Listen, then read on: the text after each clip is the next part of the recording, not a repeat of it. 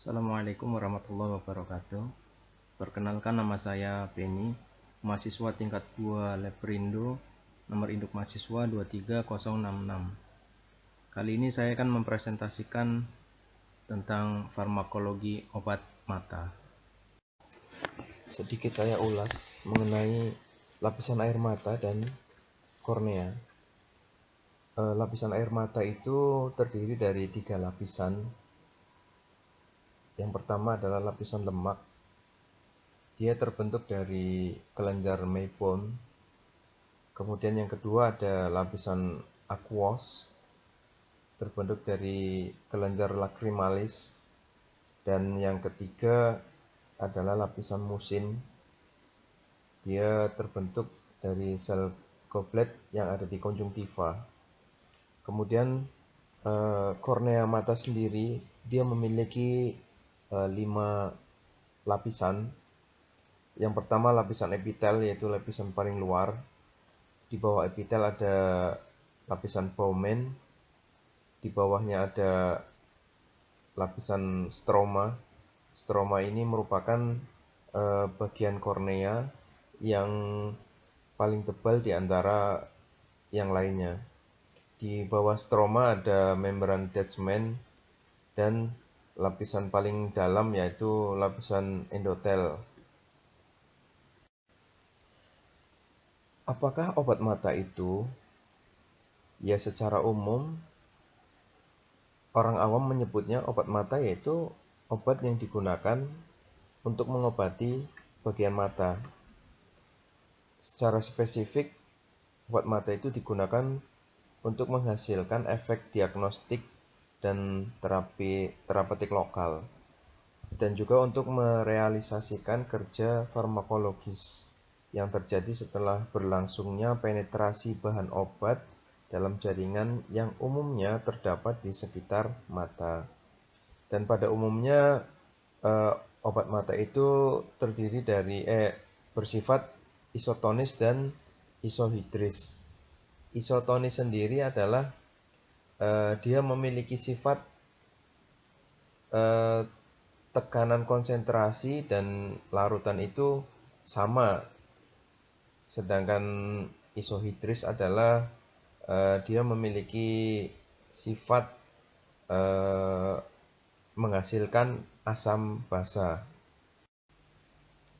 Untuk membuat sediaan yang tersatukan, maka hendaknya diperhatikan faktor-faktor sebagai berikut. Yang pertama, faktor steril. Jika terkontaminasi mikroorganisme, maka dapat terjadi rangsangan berat yang dapat menyebabkan hilangnya daya penglihatan mata. Kemudian ada faktor kejernihan. Ini untuk menghindari rangsangan akibat adanya bahan padat. Kemudian faktor yang lain adalah faktor pengawetan. Yang sering digunakan di sini misalkan thiomersal 0,002%, kemudian ada garam vinyl mercury 0,002% juga, dan ada pengawet yang lainnya ya, seperti chlorhexidin, klarbutanol, dan lain sebagainya. Faktor yang lain misalkan tonisitas. Tonisitas ini dibuat mendekati isotonis ya, agar tidak ada rasa nyeri atau tidak menyebabkan keluarnya air mata yang berlebihan. Yang dapat digunakan medium isotonik di sini seperti natrium klorida, kemudian asam borat yang steril. Faktor lain yang harus diperhatikan juga antara lain faktor pendaparan ya. Pendaparan ini sendiri adalah larutan penyangga atau larutan penyokong. Ini fungsinya untuk menjaga stabilitas obat dan menjaga kenaikan pH. Misalkan untuk memperbaiki daya tahan perlu ditambah dengan penisilina. Kemudian untuk mengoptimalkan kerja obat, misalnya dengan menambahkan oksitetrasiklin. Dan misalkan juga untuk mencapai kelarutan yang memuaskan dengan menambahkan chloramphenicol. Kemudian faktor lain selain pendaparan juga ada viskositas atau viskositas dan aktivitas permukaan. Peningkatan viskositas ini dapat dicapai distribusi bahan aktif yang lebih baik di dalam cairan dan waktu kontak yang lebih panjang. Sebagai peningkatan viskositas, biasanya digunakan metal selulosa dan PVP atau polyvinyl pyrrolidone. Lalu bagaimana cara kerja obat mata dalam organ mata sendiri? Obat mata akan melalui aksi penyembuhan dalam tempat kerja obat, itu disebut dengan reseptor.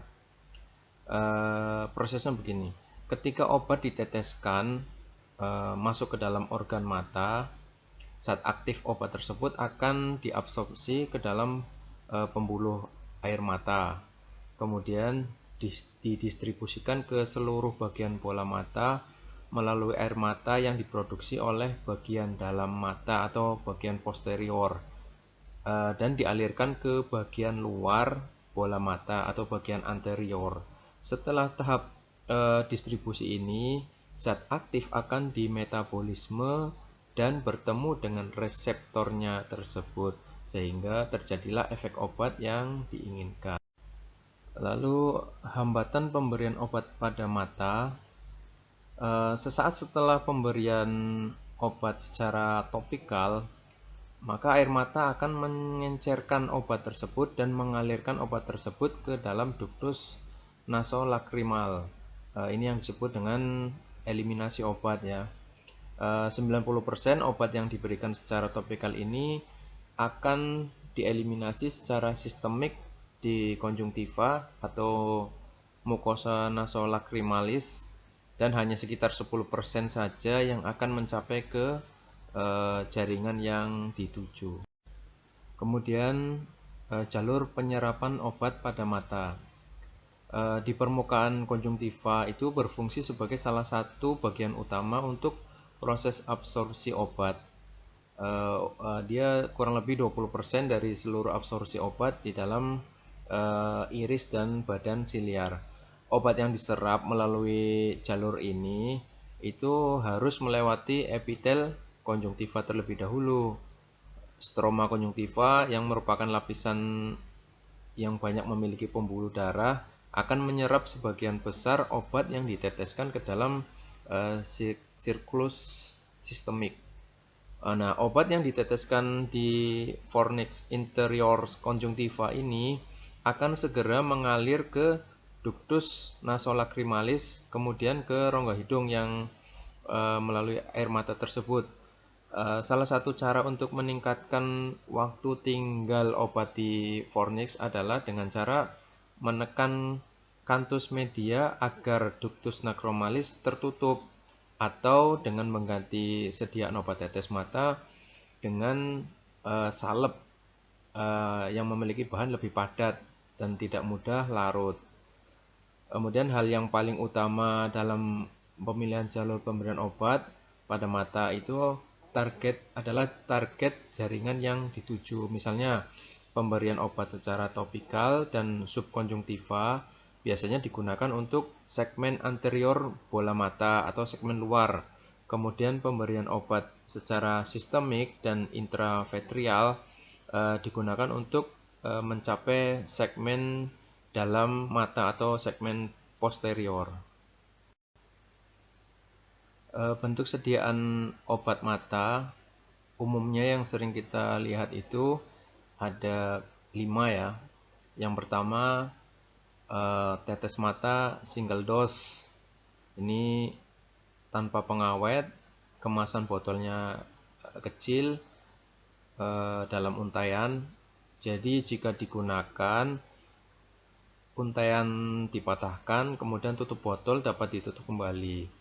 Dia memiliki 12 tetes tiap botolnya, dan setelah kemasan dibuka dapat digunakan paling lama 3 hari setelah kemasan dibuka.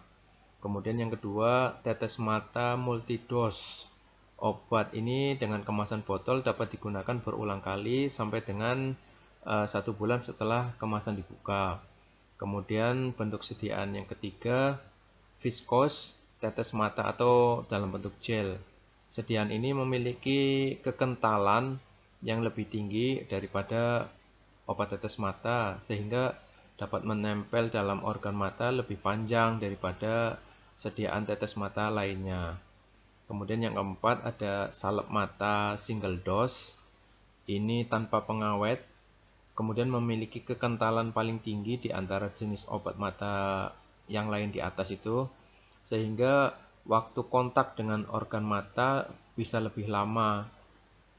Kemasannya juga berbentuk botol kecil, dapat dalam bentuk untaian juga, yang jika akan digunakan, untayan dipatahkan dan tutup botol dapat ditutup kembali. Setelah kemasan dibuka, dapat digunakan paling lama 3 hari setelah kemasan dibuka. Kemudian bentuk sediaan obat mata lainnya yang kelima adalah salep mata multidos. Kemasannya berbentuk tube yang dapat digunakan berulang kali dengan masa kadaluarsa selama 1 bulan ya semenjak tutup kemasan dibuka. Bentuk sediaan tetes mata ini merupakan larutan steril dan sebagian besar bersifat isotonik ya. Isotonik tadi sudah saya jelaskan di atas, yaitu dia memiliki sifat yang kelarutan dan konsentrasinya, kemudian tekanan ya relatif sama, mengandung obat atau hanya sebagian air mata buatan, artinya dia hanya sebagai pelembab saja. Kelebihan dari tetes mata itu cara produksinya yang simpel sederhana, kemudian harganya yang lebih relatif murah, dan mudah digunakan oleh pasien. Kekurangannya sendiri dari tetes mata ini, 95% dari obat ini kebanyakan tereliminasi atau dieliminasi oleh aparatus lakrimal atau air mata dan berbagai sawar mata. Itu kurang lebih 15-30 detik setelah penetesan obat mata tersebut.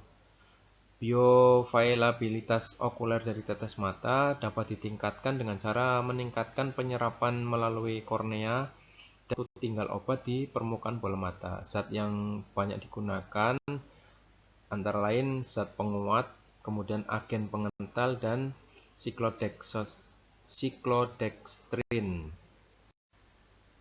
Bentuk sediaan salep mata adalah suatu sediaan yang steril, semi-solid dan homogen, membutuhkan zat non-aquos yang tidak mengiritasi mata. Kelebihannya, dia dapat mengurangi kecepatan eliminasi obat, kemudian meningkatkan waktu tinggal obat di permukaan kornea. Kekurangannya, dia menggunakan penggunaan salep ini disarankan pada malam hari karena sering menyebabkan pandangan menjadi kabur. Salep mata ini memiliki 4 jenis yang berbeda. Yang pertama, oleaginous base yang mempunyai dasar minyak, kemudian absorption base yang digunakan sebagai pelunak dan mengandung lanolin, kemudian water soluble base yang hanya mengandung zat yang larut air dan mempunyai berat molekul yang tinggi, dan yang terakhir water removable base yang merupakan minyak di dalam emulsi.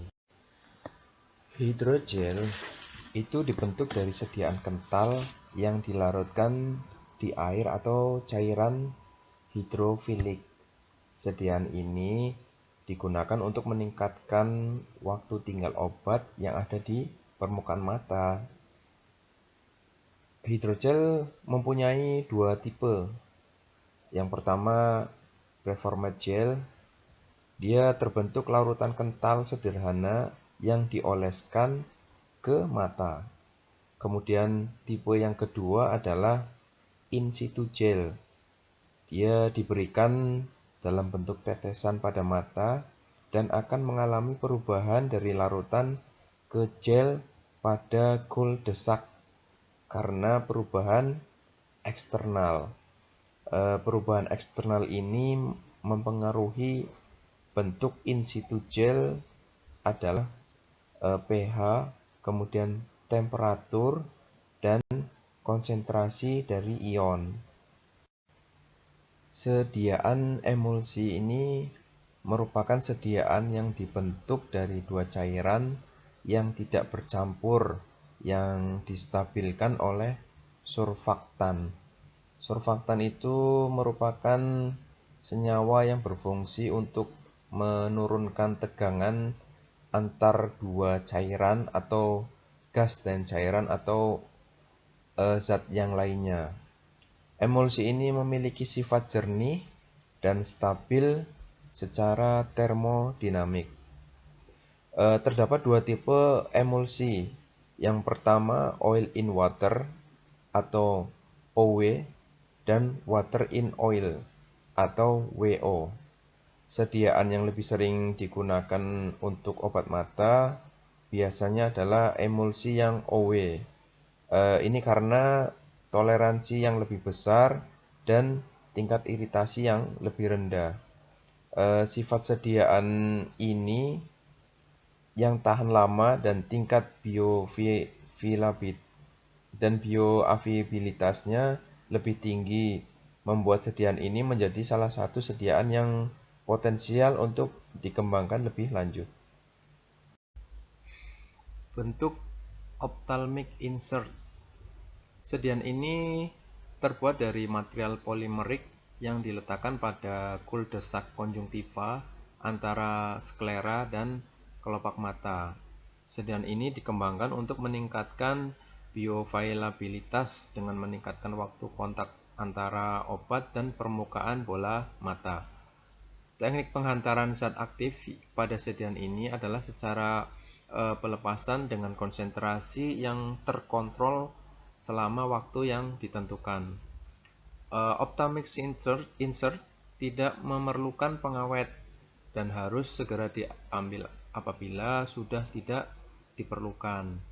Sediaan ini memiliki kekurangan pada segi kenyamanan pasien karena bentuknya yang solid, penempatan dan pelepasan yang sulit. Bentuk sediaan lensa kontak. Pemberian obat pada lensa kontak umumnya dilakukan dengan cara pencetakan atau dengan cara perendaman sederhana. Pemberian obat menggunakan lensa kontak akan meningkatkan waktu tinggal obat di permukaan mata. Waspada ya, hal yang harus diperhatikan pada pembuatan sediaan ini adalah mempertahankan permeabilitas oksigen dan kejernihan dari lensa kontak tersebut. Kita bahas sediaan lokal. Pemberian obat secara lokal itu melalui dua cara. Cara yang pertama yaitu periokuler. Dia terdiri dari rute subkonjungtiva, kemudian rute subtenon, dan rute retrobulbar. Kemudian eh, pemberian yang kedua yaitu dengan cara intraokuler. Di intraokuler rutenya melalui intrakameral di bilik mata depan dan intravitreus di rongga vitreus. Saya jelaskan yang periokuler. Dia diberikan apabila diperlukan konsentrasi obat yang lebih tinggi dibandingkan dengan pemberian secara topikal. Target dari pemberian ini biasanya adalah pada jaringan sklera, kemudian koroid, epitel pigmen retina, kemudian di retina, neurosensorik, dan vitreus. Rute pemberian melalui periokuler tadi sudah kita bagi-bagi ya, ada 3. Yang pertama melalui injeksi subkonjungtiva. Dia dilakukan dengan cara menusukkan jarum di antara konjungtiva bulbar dan kapsula tenon. Kelebihan dari injeksi subkonjungtiva, yang pertama konsentrasi lokal yang lebih tinggi dengan penggunaan jumlah obat yang lebih kecil sehingga efek samping sistemik lebih rendah. Kemudian konsentrasi obat di jaringan yang lebih tinggi untuk obat-obatan yang memiliki daya tembus kornea rendah. Kemudian yang ketiga kelebihannya yaitu obat dapat disuntikan saat akhir operasi sehingga pemberian obat topikal dan sistemik tidak diperlukan lagi.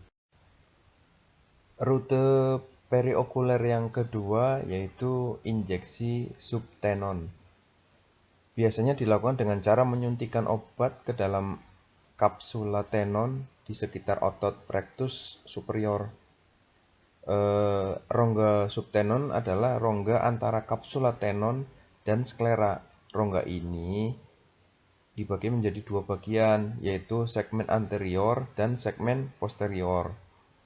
Injeksi subtenon anterior memiliki resiko perforasi bola mata yang cukup tinggi. Kemudian pemberian rute yang ketiga yaitu injeksi retrobulbar. Biasanya dilakukan dengan cara menyuntikkan obat di dalam konus otot di belakang bola mata. Ini sering digunakan untuk blok anestesi operasi yang berkaitan dengan kornea, bilik mata depan, dan lensa. Tujuan pemberian anestesi ini untuk bloknya itu bertujuan untuk anestesi nervus ciliaris, kemudian ganglion ciliaris, dan nervus cranialis ketiga atau oculomotoris, kemudian nervus cranial keempat atau trochlearis, dan nervus cranialis yang keenam atau disebut abdusen ya. Injeksi ini atau retrobulbar hanya membutuhkan jumlah obat yang sedikit untuk mencapai konsentrasi dan kekuatan anestesi yang tinggi, tetapi biasanya mempunyai risiko komplikasi yang cukup tinggi, misalnya perdarahan retrobulbar, kemudian perforasi bola mata, dan oklusi cabang vena retina. Ini berikut gambar ya, posisi injeksi atau penyuntikan periokuler. Itu yang A adalah rute subkonjungtiva, kemudian yang B subtenon, dan yang C itu retrobulbar. Pemberian obat lokal yang kedua adalah intraokuler. Pemberian obat rute ini dapat menyebabkan konsentrasi efektif zat suatu obat dapat langsung menuju ke tempat target terapi, sehingga menyebabkan efek samping sistemik yang lebih sedikit, tetapi efek samping okuler akan meningkat. Rute yang ada dua. Yang pertama melalui injeksi intrakameral. Ini dilakukan dengan cara memberikan obat secara langsung ke bilik mata depan sehingga tidak perlu menembus sawar kornea, dan obat yang disuntikan hanya akan berada di segmen anterior bola mata atau segmen luar bola mata. Pemberian dengan cara ini akan meningkatkan tekanan intraokuler sehingga perlu berhati-hati terutama pada pasien yang memiliki tekan intraokuler yang tinggi. Kemudian rute yang kedua yaitu injeksi intravitreal. Ini banyak digunakan pada saat pemberian obat secara langsung ke dalam badan vitreus. Bagaimana cara menggunakan obat mata? Tentu yang baik dan benar ya. Untuk tetes mata, langkah pertama seperti biasa, cuci tangan bersih, kemudian buka tutup kemasan, lalu teteskan obat pada bagian kelopak mata bawah. Tutup kelopak mata sambil sedikit tekan ujung mata bagian dalam. Ini tujuannya agar obat tidak mengalir ke saluran pencernaan.